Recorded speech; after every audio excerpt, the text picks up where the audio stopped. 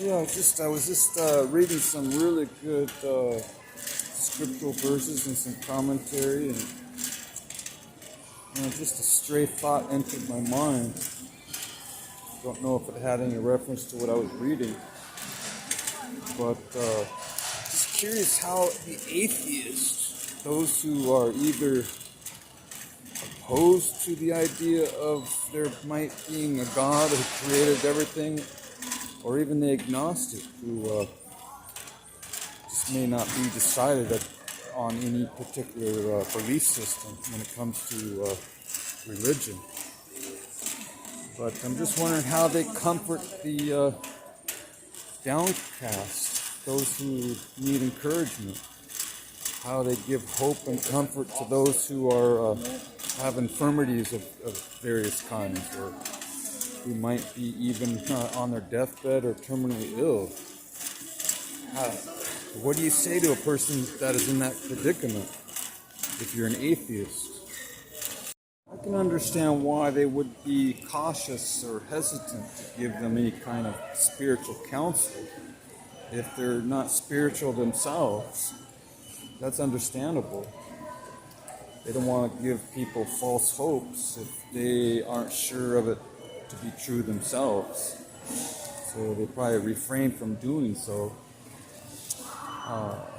even though they could use some encouragement.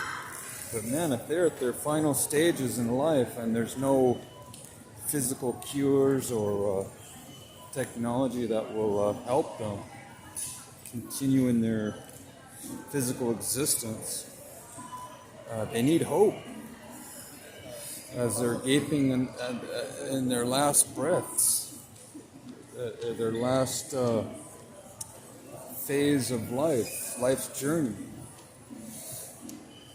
They need hope, don't they? I mean, what goes through their minds as they're laying there contemplating the final end? If it is their final end. But for a believer in God, it's not the final end. Life continues on forever, even without these bodies, this body here. My life will continue on forever. My spirit. The Apostle Paul said that hope that is seen is not really hope at all. He said that that's where faith comes in. Hope is seeing things that aren't seen. We see things through faith, not with our sight, not with our hearing, not with the five senses of the body. It's a sense, but it's not of the physical body. It's of the spirit. There's maybe it could be considered the sixth sense, where that's how we commune with God, is through our spirits. That's why it seems ridiculous to the concept of God. It seems ridiculous to many because they see things only on a physical plane, from just a three-dimensional viewpoint. If they don't see it, they don't believe it. And that's how our bodies are. That's how our minds are. We want to be able to grasp it tangibly and rationally and intellectually, which is all part of our physical existence.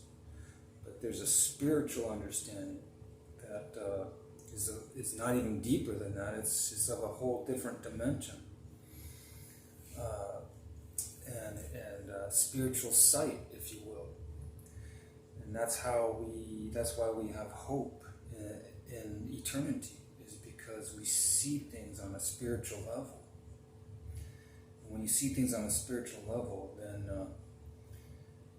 it makes all the difference in the world, especially if you're already at that close to that expiration date.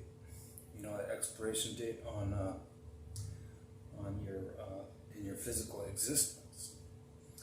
But if you believe in eternity, there is no expiration date, just on the body. But the body will be resurrected according to certain beliefs. That there is a bodily resurrection as well, until the ka, or the ba, reunites with the body, which is very similar to even what Jesus taught and the apostles in terms of the resurrection, that the spirit will be united with the body eventually.